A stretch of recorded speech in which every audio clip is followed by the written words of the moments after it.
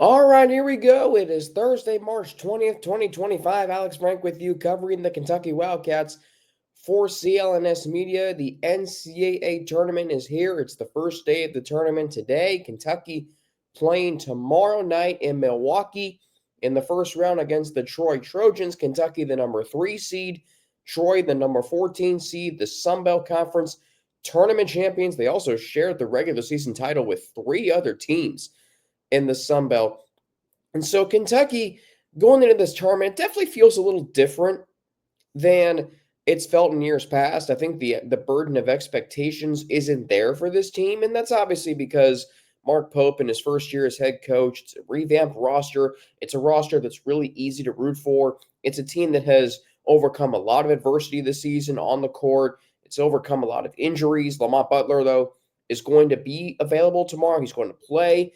The expectation is that he will start for the Wildcats tomorrow night, and that just makes a huge difference. And we saw that clearly against Alabama last Friday in the quarterfinals of the SEC tournament.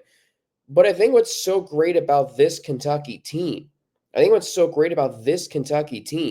that there really aren't any expectations. I think that's what's going to make this a fun experience for this team, the players, Mark Pope, Big Blue Nation, and I think there aren't any expectations for this team to get to the Final Four. There aren't any expectations for this team to win the national championship. I definitely think the Sweet 16 is an expectation as far as minimum for this tournament to be a success for the Cincinnati Bearcats. And I think this Kentucky team definitely can get to the Sweet 16. They have a tremendous draw. They have a really good draw. They're playing in Milwaukee, not too far from Lexington. They didn't get sent out west to Denver. They didn't have to go to Seattle. They get Troy, a team that they should beat. The Troy Trojans, we'll get to them in a minute. For as good of things that they do, they're also a team Kentucky should beat. And then in the second round, you're going to get 6th seeded Illinois or 11th seeded Xavier. And I do think that could be a much tougher game for Kentucky on Sunday. Time to be determined, of course. But I definitely think Kentucky should get out of Milwaukee and go to the Sweet 16 in Indianapolis, which is a very easy drive for Big Blue Nation. And Mark Pope's already paying for gas for Big Blue Nation to go to Milwaukee. How about that?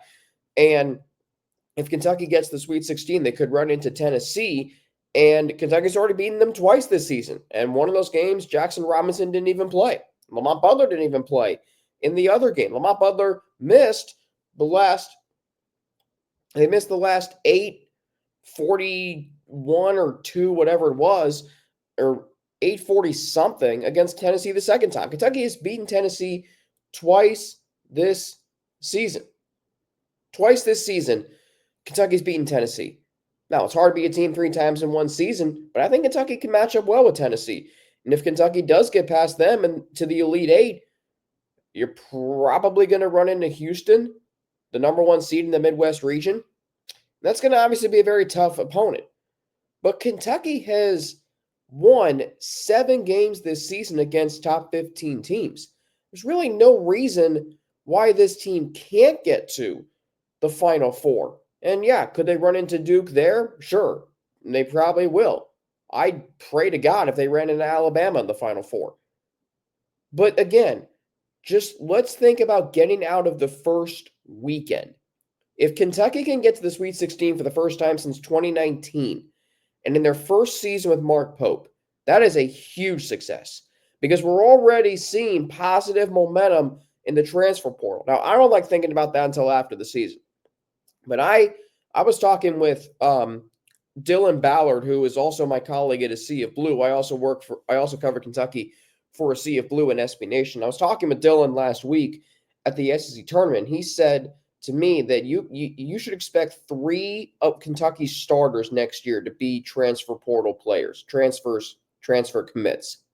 So Kentucky's going to be active in the transfer portal. They were this past offseason. And Mark Pope is really embracing all the newness of college athletics and the transfer portal and NIL. So that's a good thing. Let's talk about this matchup tomorrow night. It's a 7:10 game on CBS. Kevin Harlan, Stan Van Gundy, Dan Bonner, and Lauren Shahadi with the call from the Pfizer V Forum in Milwaukee. Westwood One's coverage, Noah Eagle and Tom Crean. That's a great duo. They are two phenomenal announcers, as is Kevin Harlan's crew. I mean, how great is this? We got Kevin Harlan on the call for a Kentucky game for the first time since I don't remember off the top of my head. I'm trying to think. When was the last time Kevin Harlan would have called a Kentucky game? I don't remember when that would have been. Wow, how about that? So we got Kevin Harlan, of course, the UK Sports Network, Tom Leach, Jack Goose Givens, Andrew Kappas, and the entire crew. Tip off at 7:10. I would suspect their pregame coverage starts at 5:30, 5:40, one of those two times. And of course, Matt Jones, Kentucky Sports Radio throughout the day and after the game. Ooh, he has just been on fire of late, Matt Jones. How great is he to listen to now? And you can tell how rejuvenated he has been this season. So Troy comes in, Sun Belt Conference tournament champions, 23-10 on the season, 13-5 in the Sun Belt. This is a team that competes really, really hard. They compete really hard. They played Arkansas, Oregon, and Houston in non-conference play. And when you pop on the tape, just look at the highlights, and you'll see a team that competes. They rebound the ball. They're averaging over 38 rebounds a game. They allow just 33. So it's going to be it's going to be a battle tomorrow night. And Kentucky's going to have to rebound at a level that we saw them against Tennessee or, any other game they've won this season where they were good on the boards. They're going to have to be that way tomorrow night against Troy. And I'm talking about guys like Amari Williams, and I'm talking about Ansley Albanor. I'm talking about Andrew Carr. I'm talking about just being able to rebound the basketball. Even a guy like Trent Noah. So rebounding is going to be a key. But one thing about Troy that stands out to me, and a lot of colleagues of mine that I work with on the Kentucky beat have talked about this, Troy's a chaotic team. I mean, they are a chaotic team. They have about as many assists to turnovers. They have two players with more turnovers than assists. So Troy is going to, they're going to distribute the ball, but they're going to turn it over. They also can get steals, though. So if you're Kentucky, don't get caught up in that chaos. Play complementary basketball and make Troy defend you and make Troy take care of the ball. If Kentucky takes care of the ball and forces turnovers to get out in transition, they'll win this game, because that will also give them chances to crash the offensive glass. It will also just speed up the game a little bit. Number 3, you got to make Big Blue Nation a factor, right? Big Blue Nation's going to show up in Milwaukee. I know it's a little cold in the Midwest this week. It was really nice earlier this week. And how about the weather in Nashville last week? Ooh, just incredible. It's going to be, look, it's Milwaukee. It's not the most exciting city. I think Milwaukee's a great city. I've never been, but I've heard great things about it. And, Big Blue Nation is going to show up. They're going to be, at the bars all day. They're going to be ready to go come 7 o'clock, 7:10 Eastern time tomorrow night, 6:10 Central. You got to make them a factor. And then that's just one of the things that I think we really need to see tomorrow night is Kentucky getting off to a good start and just not getting up in the chaos. Troy is only a 29.9% shooting team from 3. You got to find a way to make Troy shoot threes. I think they shoot around 25 threes a game. Up that to 30, Kentucky should win this game. Right now on ESPN Bet, Kentucky's an 11.5-point favorite. I think Kentucky can win and cover. I think Troy's going to give them all they can handle. I really do. I think the start of the game, I think it's going to be, let's feel them out a little bit. It's going to be a lot of feeling out from both teams. But when push comes to shove, I think this game is going to be a combination of, and this may sound weird, but I think it's going to be a combination of the South Carolina game and the home Vanderbilt game. And Kentucky really didn't let South Carolina hang around much past the midway point of the first half. They turned it on and looked really good as the game went on. Against Vanderbilt, though, it was 41-40 Kentucky at halftime, and then Kentucky outscores them 41-20 in the second half. I think it's going to be a combination of those two games. I can see Kentucky pulling away late in the first half. I can also see Kentucky, kind of waiting until the second half to really turn things on.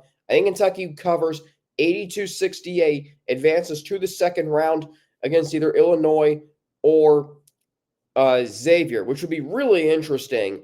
if Kentucky were to play Xavier, you get Cincinnati versus Kentucky kind of matchup. I mean, there are a lot of big blue fans in Cincinnati, and I'm from Cincinnati, so I know this. But that would be an interesting matchup.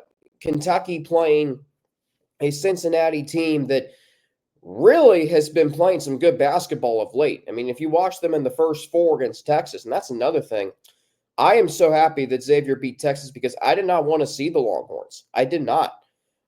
Trey Johnson, their star freshman guard, had an unbelievable season. I did not want to see them with Tremont Mark and um, Jordan Pope and just that. I mean, Arthur Kaluma and Kendall Weaver and Caden Shedrick. Like, that team was, I mean, they're a tough team, and they looked really good in the SEC tournament, winning 2 games, including over Texas A&M in double overtime. So I truly am happy that Kentucky won't have to see them. But Illinois being from the Big Ten, that's going to be a physical battle if it is. Xavier, I mean, they have some really good guard play. They can rebound the ball, they can shoot the ball, and they're also really well coached. So definitely a tough second round matchup waiting. I would suspect Kentucky would play at about noon Eastern, 11 Central on Sunday. This has been the Cat Scratch Podcast powered by CLNS Media. Kentucky versus Troy tomorrow night, 7:10 Eastern on CBS in the first round of the NCAA Tournament from the Fiserv Forum in Milwaukee. I'm Alex Frank, and this has been the Cat Scratch Podcast powered by CLNS Media.